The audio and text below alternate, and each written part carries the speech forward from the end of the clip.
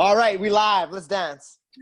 Welcome back to the Winner Circle, everybody. I'm super excited to have Carmen here this week. And the goal of this podcast is to bring you guys messages from people who are going for their win in the real world. And what going for your win looks like is just following your passion, listening to what your body is telling you that you are put on this earth to do, not listening to other people or what, you've been taught that you should be doing, but doing what you really want to do in life. So I'm super excited to hear about Carmen's story. And Derek, if you would introduce our guest for this week. Yes, absolutely. I'm so excited to introduce our guest to you, Ha, and to our listeners. She was a pivotal member in helping me create the Hero Project initiative. She's been extremely supportive of that initiative since day one. She herself is a former school teacher and art teacher for 5 years. Now an On-It Academy trained and ACE certified trainer specializing in helping women with their fitness online and at the Bootcamp gym in Nashville. She's a social media sensation with just under 600,000 Instagram followers at My Trainer Carmen. Ha, ladies and gentlemen, Carmen Morgan, welcome. Oh, thank you. Thanks, Derek. I'm excited to be here. Hi, Ha. Nice to meet you guys. I'm excited to be on here. Derek, I've always liked your mission and what you've spoken about in the brief time that we got to hang out and work together On It. It was really cool. And you're the real deal, man. I always am going to support that for sure. I appreciate that. That means a lot coming from you, Carmen. I really respect you, and I know how respected you are in the fitness community. And I can't wait to get into a bit of your story. So we're going to kick it off right with our first question, which I feel is a question we should all already know. And if we don't know, there's no better time to start anything than the now. Mm-hmm. And so my question for you, Carmen, is what is your mission? What is your mission here on this earth, on this reality plane? What is your purpose here?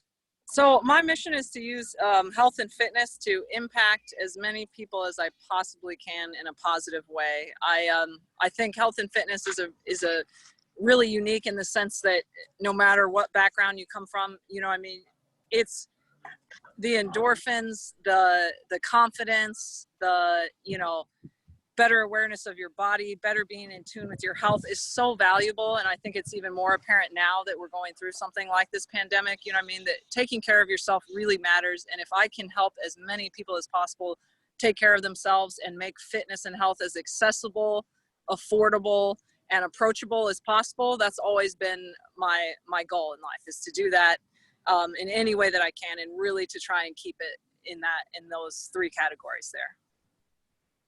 Amazing. I love that. Thanks. So Ha and I met in Aubrey Marcus's Go For Your Win course. So we ask you, what does going for your win, what does that mean to you, Carmen? And what does living your win look like for you today? So going for your win, I think to me means, taking a chance. If you have to take a chance. I know when I was a teacher, it was scary to leave that at first, a steady paycheck, to go for something that was, less known. But I honestly think that if you maintain your integrity, and you maintain your own level of integrity and your own level of standards, and you're doing it for the right reasons, and you're true to yourself and you're a genuine person, I think it's going to go really far. I think you always come out on top when you're genuine and you're trying to actually help people and do it for the right reasons, Yeah, I 100% agree with that. I myself studied mechanical engineering, and on the outside that looks like a great job and, it's considered successful and stable, but it was just not in alignment with who I know myself to be. And once I started living as that person and taking chances, even though I didn't know what the result was going to be, the universe just starts to provide for you, and mm-hmm. things just start happening to you that you never would have expected. And it always works out if you trust in yourself and in the universe that, you're always supported no matter what. And I think it's really awesome that you were able to take that leap, because a lot of people don't take that first leap, which prevents them from getting anywhere close to their dream. Absolutely. Speaking of that leap, what gave you the courage to take that leap, Carmen, from leaving a successful career in teaching to taking that leap, jumping all in, and maybe explain to us what that leap looked like. How did you make that transition? Yeah, I was honestly, what made me take the leap the most is probably my mental health. I was very unhappy teaching by that stage. Don't get me wrong, I loved the kids and really enjoyed working with kids and with teenagers and all that. That was the great part, but the administration year over year would keep getting harder. The amount of pressure that's on you from administration in the school system and how you're not allowed to do things, that genuinely help the kids. Everything involves red tape. It was really wearing down on me mentally. And I was starting to get, slightly depressed. So I will say that was a very big help in getting me out of that, and the leap for me, I was always training people on the side, and I started to train more and more in the summer and in between teaching gigs, because I would electives are always the first one to get cut. And so I would have to transfer schools, or I'd get transferred between schools, or have to work half a day here and half the week over at another school. And so it helped me being on that schedule that bounced around. It kind of got me used to knowing that, like, it's all right if your schedule is not perfect and things aren't perfect. I was ready to make a change. And so one summer I did not re-sign my contract. Instead, I continued to train my clients on the side, and then eventually just put my business cards out by the elevator in my apartment complex. And that's where I started, honestly. Wow, that's so cool. And it's funny how, a lot of people don't take the leap because they don't have that like next perfect job for them in front of them. But a lot of the time, not until you take that leap will that present itself to you. So I like that you kind of just accepted that you didn't know how it was going to go at first, and you were just going to try and do your best and go with the flow, even if you didn't have that full schedule yet or anything like that. Thank you. Sorry, I'm just watching my little dog here. In case anybody wonders why I keep going and like snapping my fingers. It is all good. It is all good. So what does going for your win look like for you today? What does your day-to-day look like? I mentioned a bit in the bio with Bootcamp Gym and your online presence, but maybe if you could elaborate on that. Yes, right now my win is mainly focused on Bootcamp Gym. I got to say this community has really inspired me, and I was doing consulting work prior to this, where I would work with several gyms in different locations, mainly in Houston and then here in Nashville with Bootcamp. But Bootcamp offered me a more permanent gig, and they liked what I was doing so much that they decided to offer me something that would allow me to move here and really work with them full time. And so it's been fantastic so far. I am lucky enough to work with a fantastic community, and it's a predominantly female community, which I really love, and it just happened to occur naturally that way.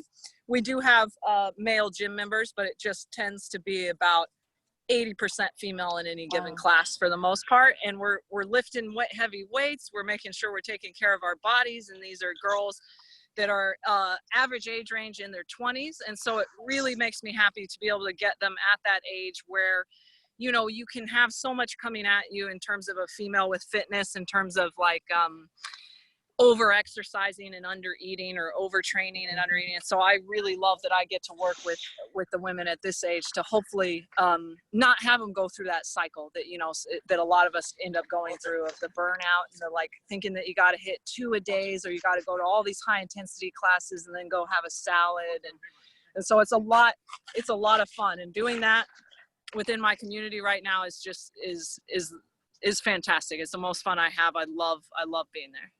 Deal. That's so incredible. I'm a personal trainer, and the gym I work at is like mostly 40 to 70-year-olds, and it's not something that you normally hear, that a gym is like specifically that age. And I think that's so important. I myself I wrestled in high school, and that on top of body image issues like led to eating disorders and over exercising. And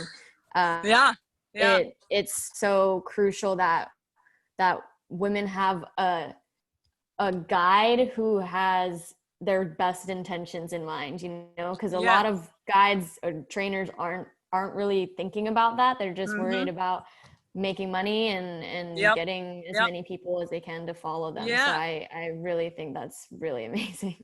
Thank you. I love it. I gotta say, I love it. It's a lot of fun. I didn't, this age range was new for me, just like you're saying. I was sort of used to working in gyms that had a much more vast range or a slightly older range. And so it's been really cool to catch them at this age where it's like, I'm like, wow, it's just so fun to see them doing things that, you know, if you go to one of those sort of big box Orange Theories or Berries or something like that, you're not going to get the level of training that you're getting here. And so it's really fun to watch. Like, it's just so much fun to watch, and they feel good. And to hear them say, like, you know, I don't have the back pain, or I don't feel like crap, or I'm not afraid to eat carbs, is like, it's so much fun. Like, it's really cool. It makes my day.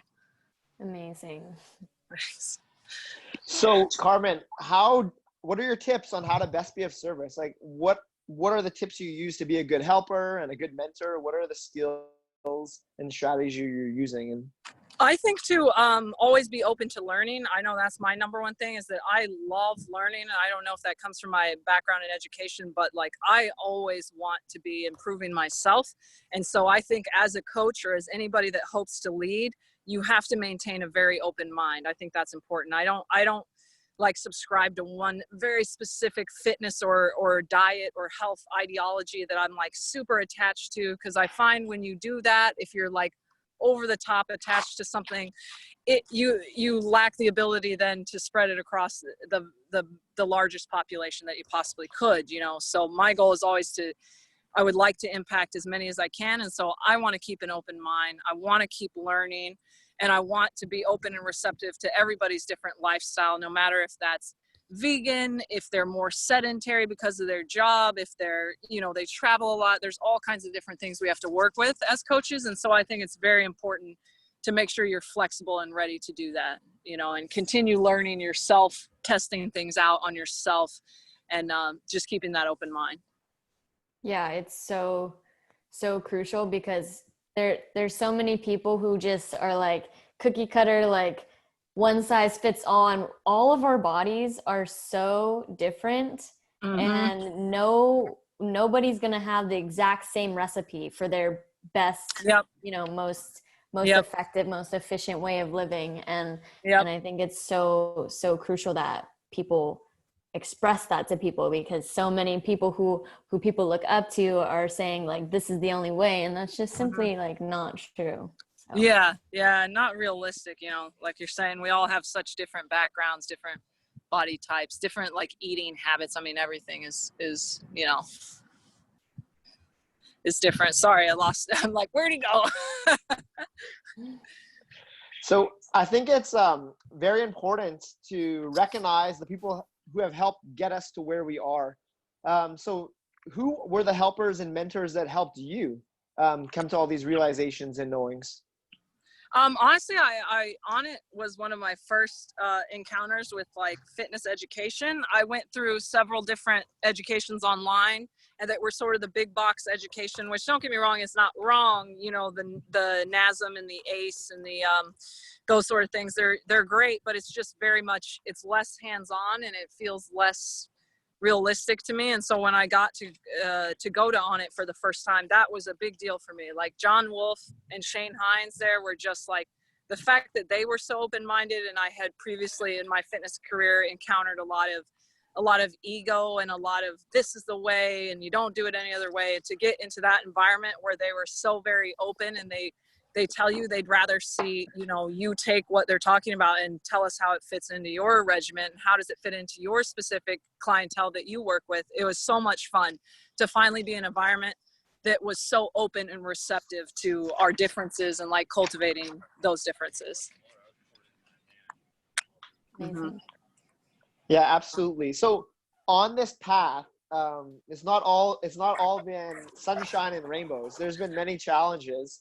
What is some of the biggest challenges you faced, and how did you overcome those, Carmen? You know, I had a lot of challenges at first with Instagram, honestly. Social media was not my first thing. I never had a social media until until I started my fitness career. And so I had to get over sort of those nervous feelings and any of the,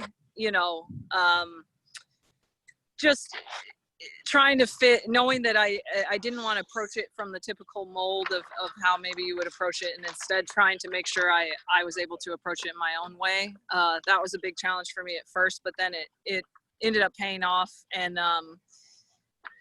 working with gyms, you also encounter the same sort of pushback in terms of like me not being taken seriously, or honestly a lot of it is male dominated, and so I ran into some of that as well, where I simply wasn't taken seriously, or I was asked to, it was all about my Instagram rather than my level of education and what I was doing. And so I never wanted my career to be dependent on Instagram, and so I tried as soon as possible to get away from that and to make sure that I had the education to back myself up, had the experience, had put in the hours so that I could become valuable in the fitness industry without it revolving around posting or likes or whatever it was, because that just that wasn't natural for me, and so that was something I had to get around. Yeah, I can relate to that a lot. I made a fitness Instagram like beginning of 2018, and I was just totally not myself. Like I was copying what all the other girls were doing, and it just felt so like not me. And with time, as I've like built that confidence within myself to know that I have worth and I can provide people with stuff, like that kind of just like falls away a little bit. And it's something that who knows how long it's going to be around, like if your whole life is revolving around Instagram and then it's just gone, then what are you? It's so much more important to invest in yourself rather than in like an app, right? Yeah. Oh yeah. Yeah. It makes sense. I mean, I definitely never wanted it to be dependent on that, or to be, like you're saying, just revolving around that. I feel like that's a dangerous cycle to get into, and to even measure your own sort of success or worth on it seems like a very tricky slope that you could go down, Totally. So, talking about social media, like you have a huge following, and you're using that following for like to promote a very positive message, especially amongst women. How did you build that following, and how do you manage like social media has an addictive part to it? A lot of people get consumed by their social media. So how do you prevent yourself from getting consumed in that? Do you have set limits for yourself, or how do you manage that? I do. I don't scroll. So that's one of my things is that like I'll go on and I'll if I see my friends and people that I genuinely, obviously I follow people that I follow for a reason, but then your audience starts to grow and grow and grow as you like meet more people at events and things like that.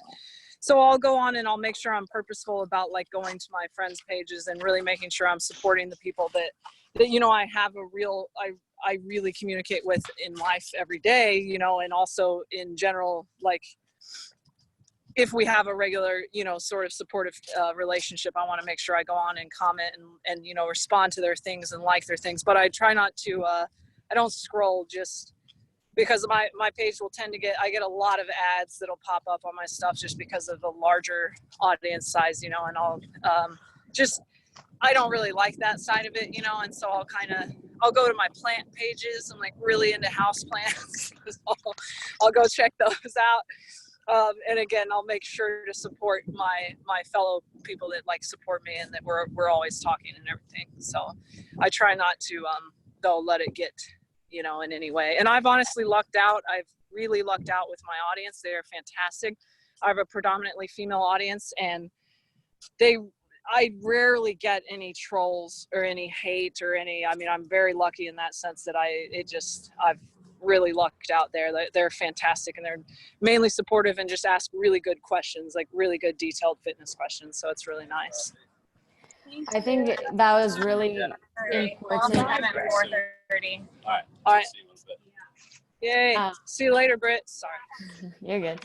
I think what you said about not scrolling is so crucial. Like that's something that I used to just spend my entire day doing when I hated my mechanical engineering job. Yeah. And I would just realize, like, I feel a lot worse after I did that. Like, why am I doing this? And as I just became less interested in what other people are doing and more focused on like what I'm doing with myself, it it became a lot less like intriguing to like go down that. And again, it's like all your intention behind it, right? Like if you're going to improve your mood by looking at these house plants or watching a workout that you can actually get something from, rather than just like content just like berating your mind all the time. It's all about your intention. If a lot of people just scroll on Instagram because they're bored, and if that's your intention to like distract yourself from what's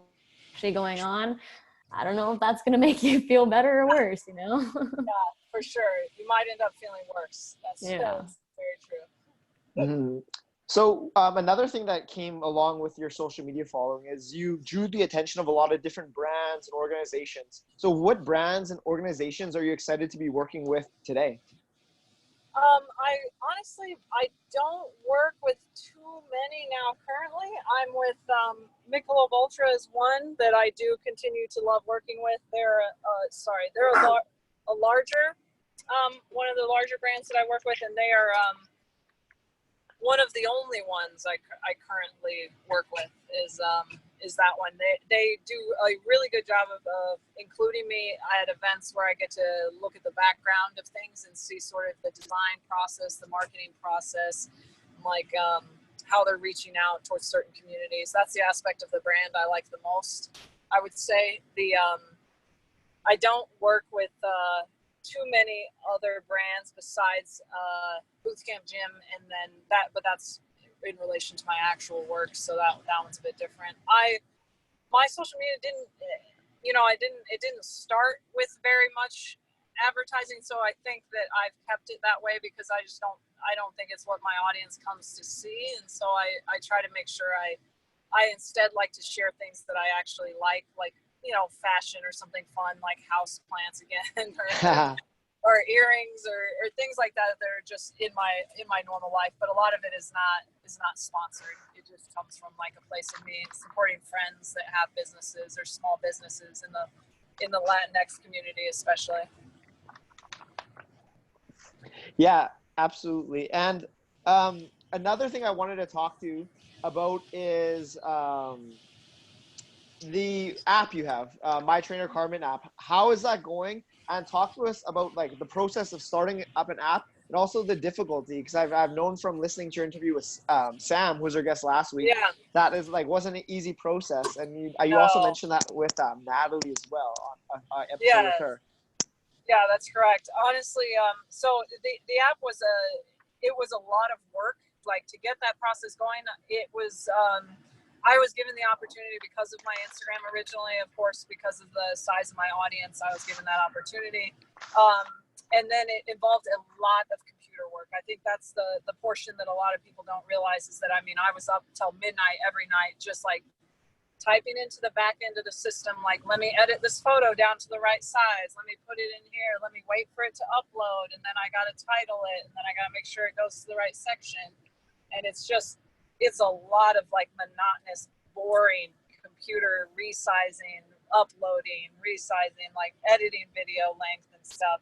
So that part of it is not fun at all, but it was very much worth the effort at the time. I currently am honestly, in the process of transitioning out of it because the problem with sometimes is that as a trainer you don't get to control every aspect of the app, and so my issue currently is with the customer support that is not handled by me, and so I cannot I don't feel comfortable with how that app company handles customer support and the turnaround time and how many just straight tech issues. So it's like all the reviews I've received are very much just in relation to something not loading, something not showing, a week not working. And it's very frustrating because I'm unable to do anything about it on my side. I cannot fix the tech in the back end. And so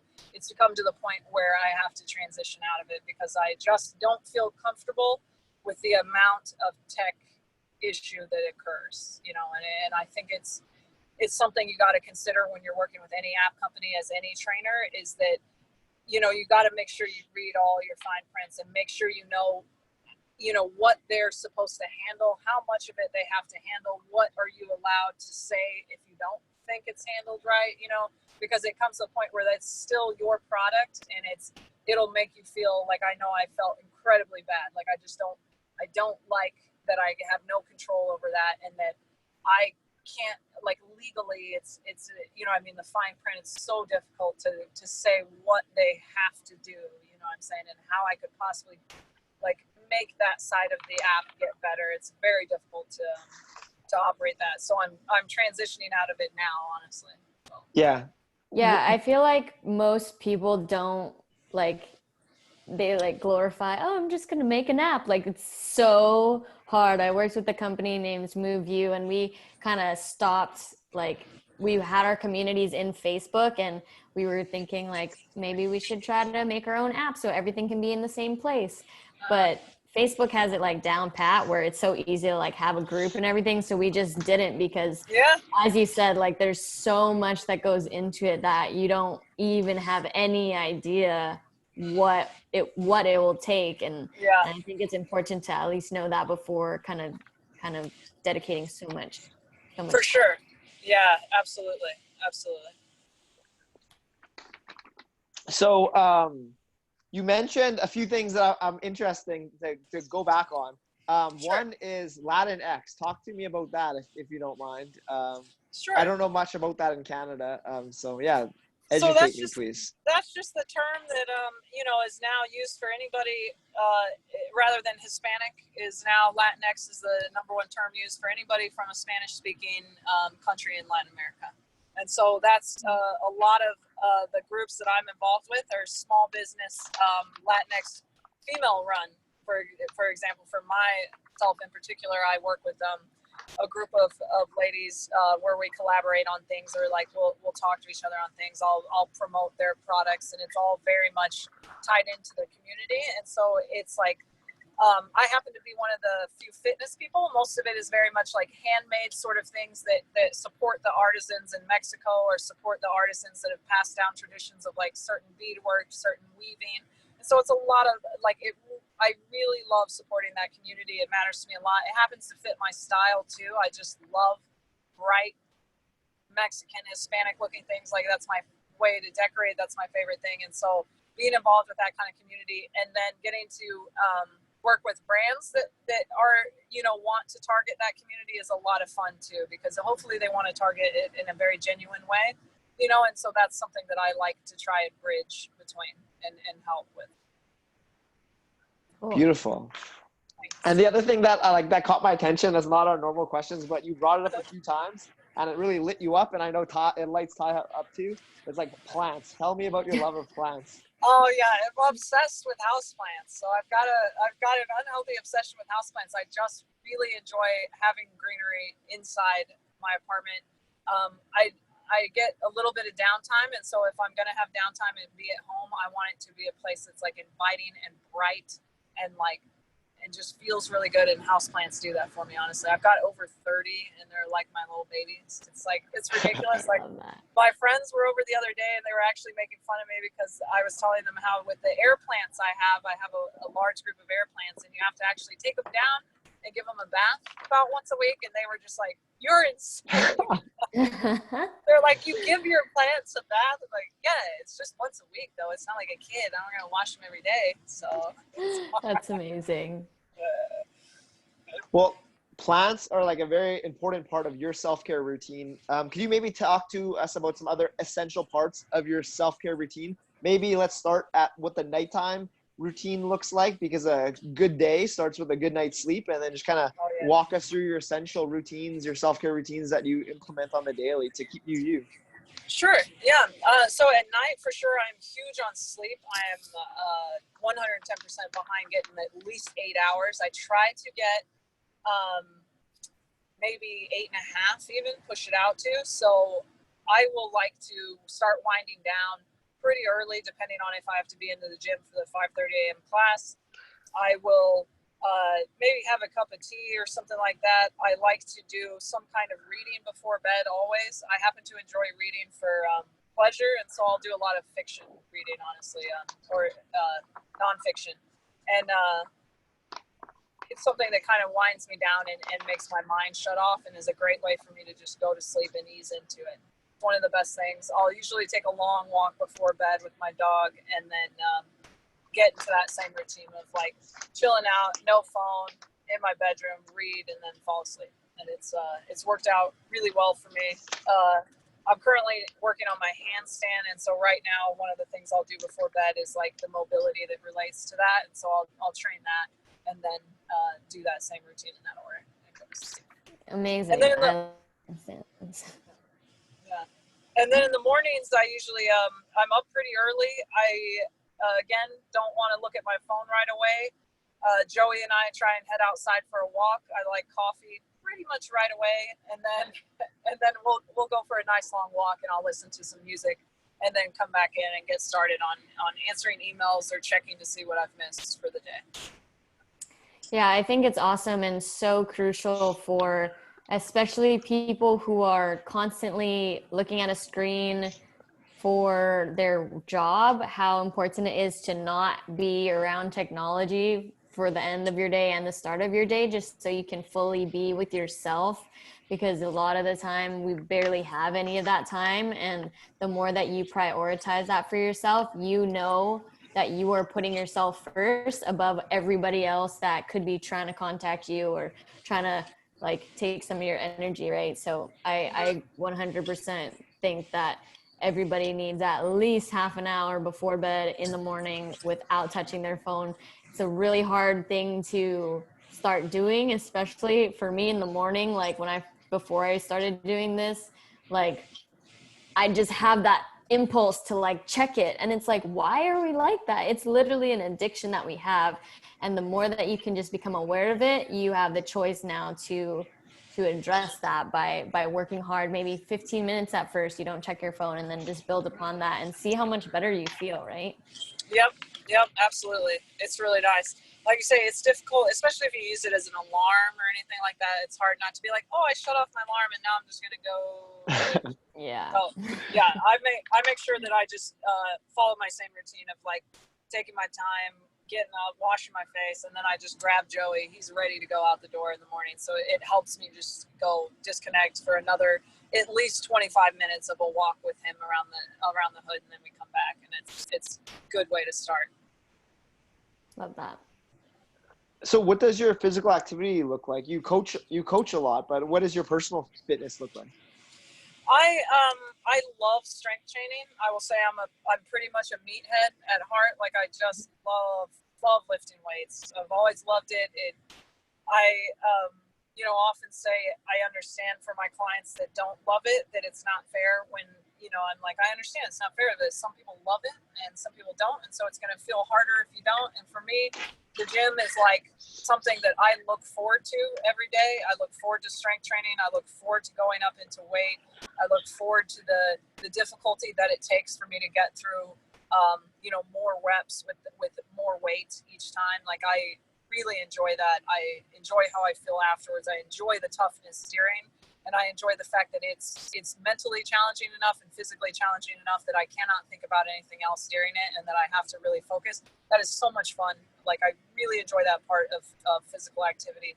And right now I'm like I said, I'm currently working on handstand again. I used to be able to pop up and do a handstand, and I lost it because I stopped training it for so long. And so I think having movement-based goals is something really great for both clients and for trainers as well, because it's sometimes you can train, if you're training only for aesthetics or you're training because you want to lose weight, then you can sometimes attach a sort of negative, maybe a slightly negative vibe to it, as something that it's like, oh, I have to do this because I don't like this about myself, rather than I want to do this because I want to be able to do this with myself, which is what I try and give my clients as well as myself movement-based goals, whether that's like, I want to be able to sit deeper into my Cossack squat, or I want to be able to get up into a handstand. It's like that I really have fun with that because it's difficult, but it's like, you follow the protocol and you will get better. It's like, you will absolutely get better, and you will get to that movement goal the more you practice. And it's not based on something that's in your head, in terms of like,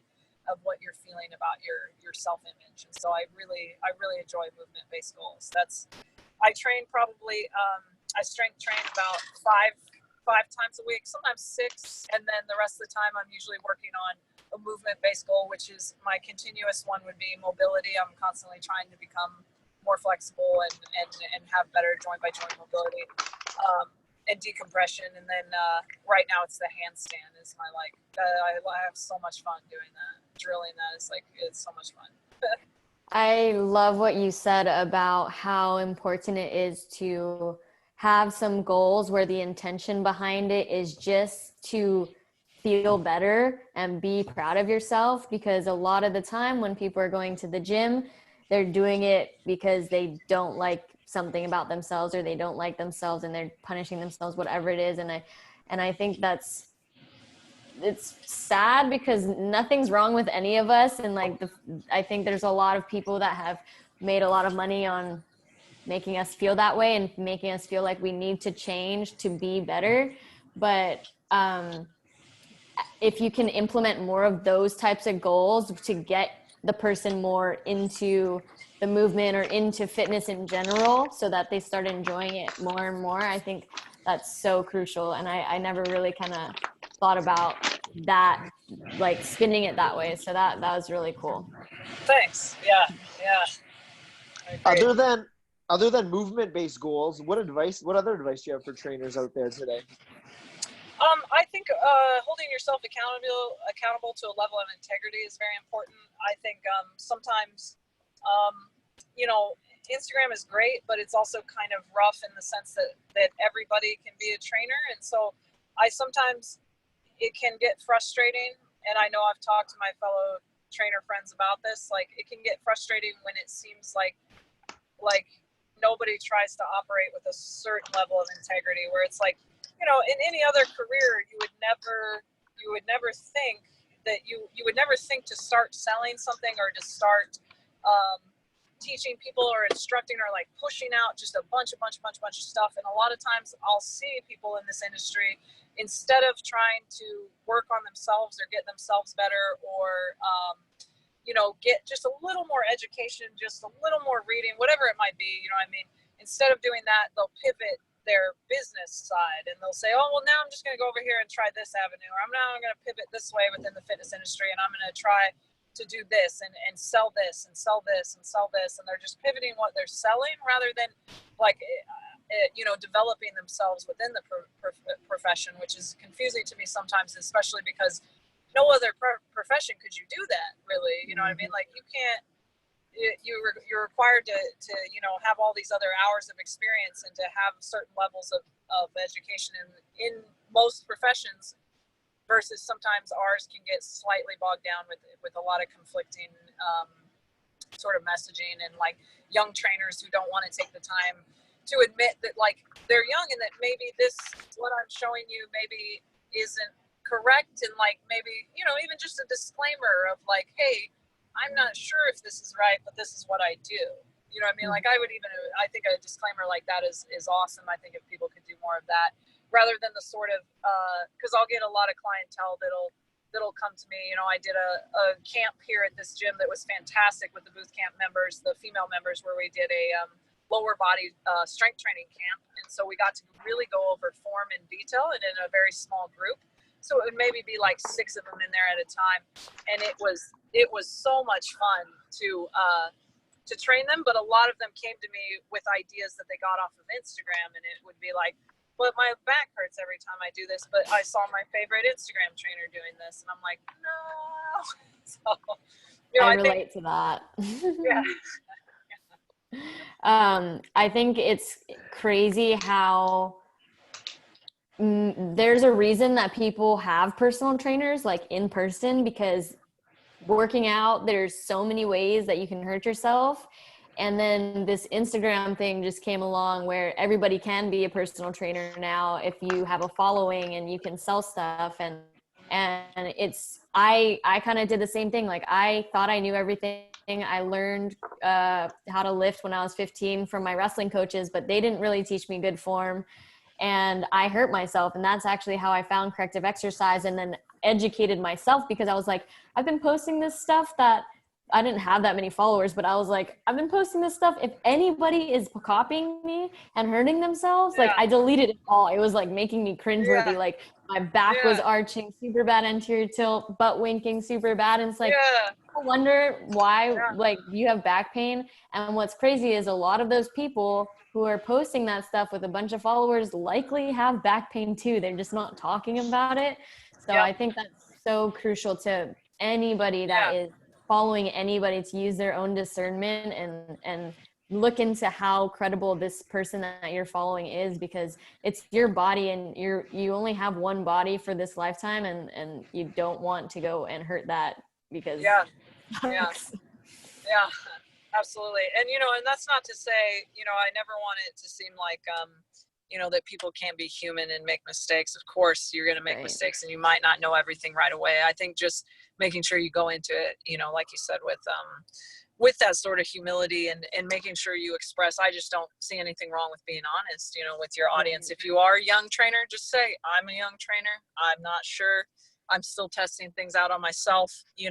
Here are some other great accounts you can follow, because let's be real, we know enough of the like really legit trainers, or the guys that have been around forever, the science backed things that we know for a fact. And so it's like, you can always refer people out. And a lot of times I think I see the young trainers, instead of doing that, they try and like, say, I know everything right now. And it's like, you don't have to know everything right now. Nobody's going to know everything young in their career. So don't internalize that. Like, you have to know everything. Like, just feel free to, there's nothing wrong with referring, and spreading the love there, I feel like is a good thing anyways. Yeah, exactly. Absolutely. Spreading all that love. And let's spread some love to those new trainers. One of my favorite authors, Stephen Pressfield, he describes resistance as a negative force in the world that keeps people from fulfilling their dreams. And our guest a couple of weeks ago, Steve Maxwell, talks about how fear, false events appearing real, is the number one thing that holds people back. So what is your advice for people to overcome fear, overcome resistance?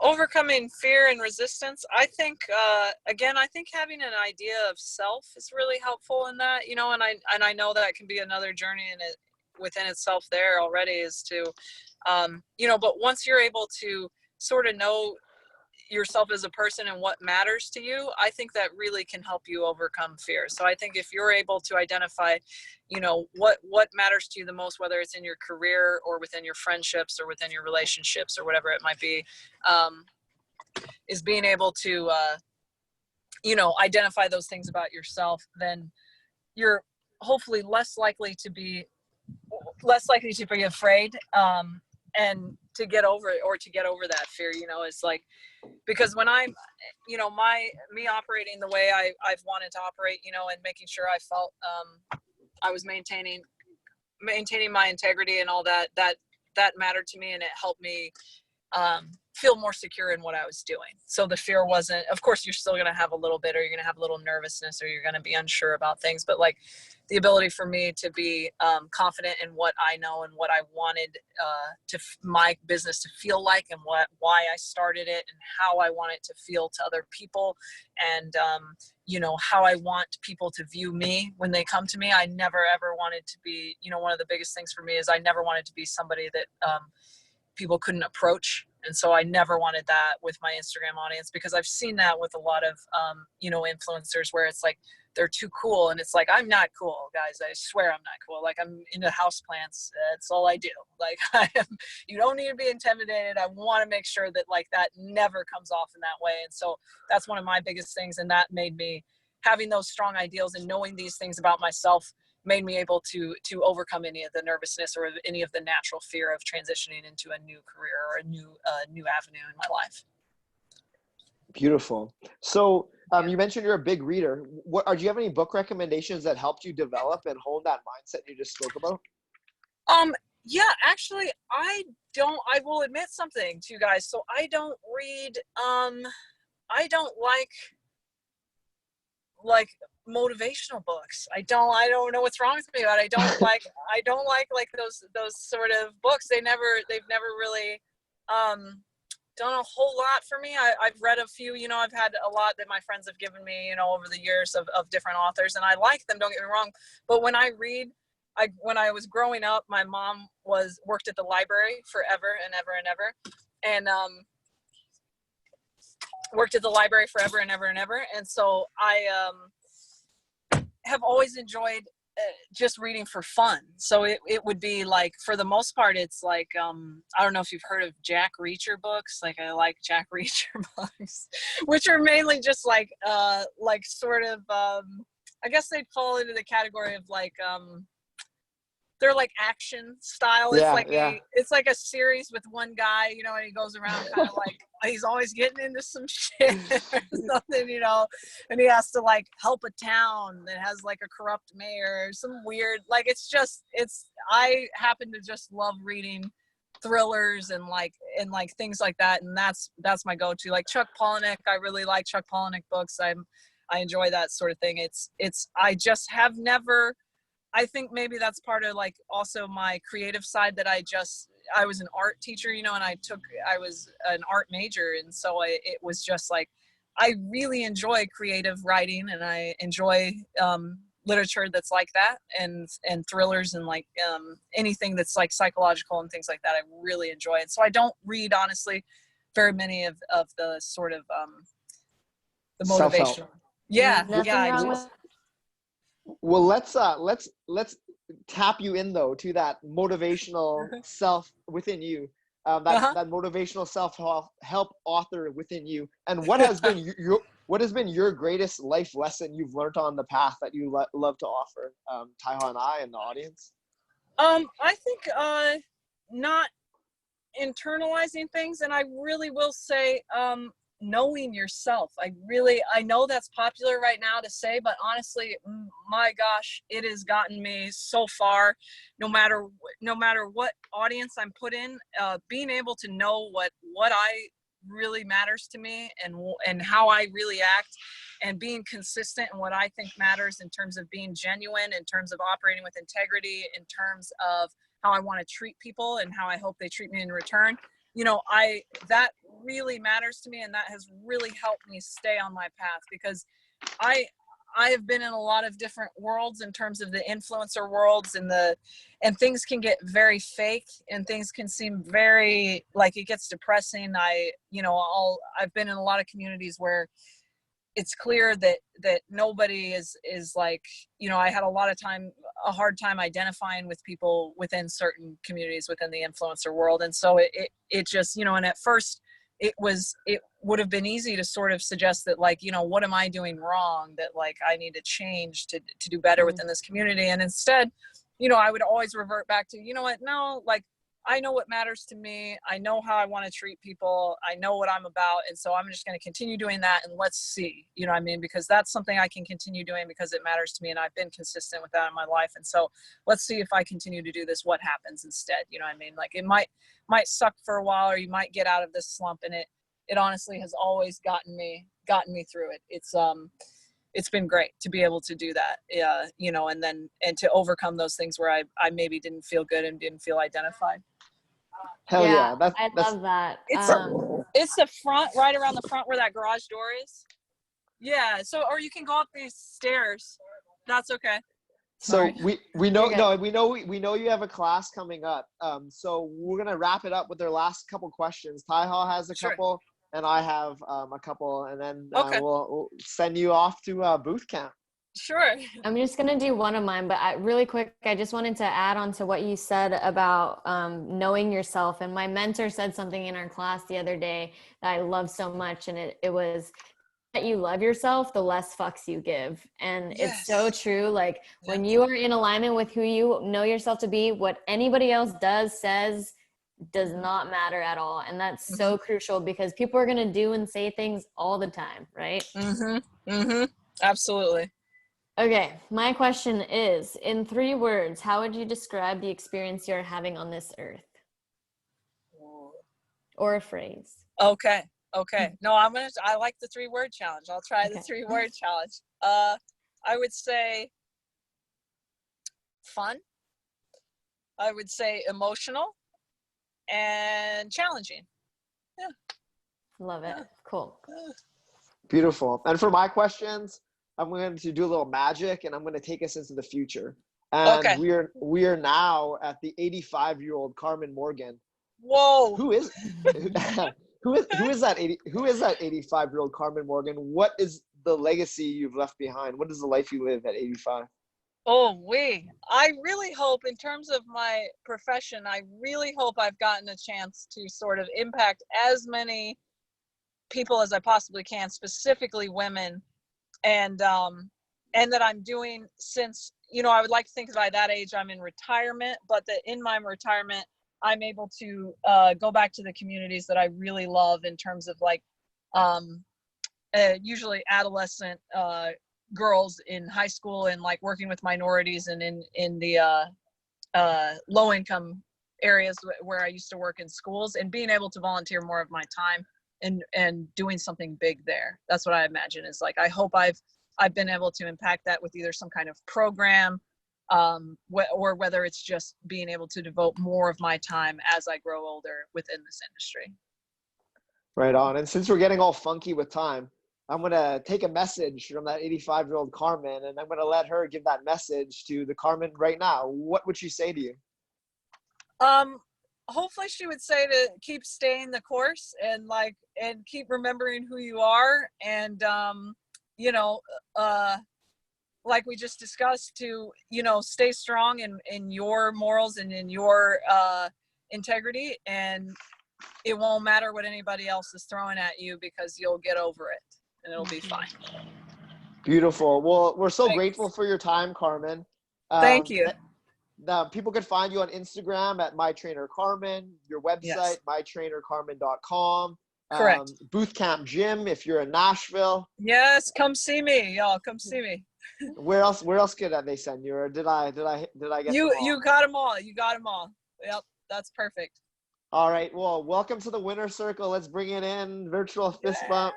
Yeah. Thank you so much, Carmen. I've thoroughly enjoyed this conversation, and I'm just super excited for you to continue helping as many people as you can, because you're doing an amazing job.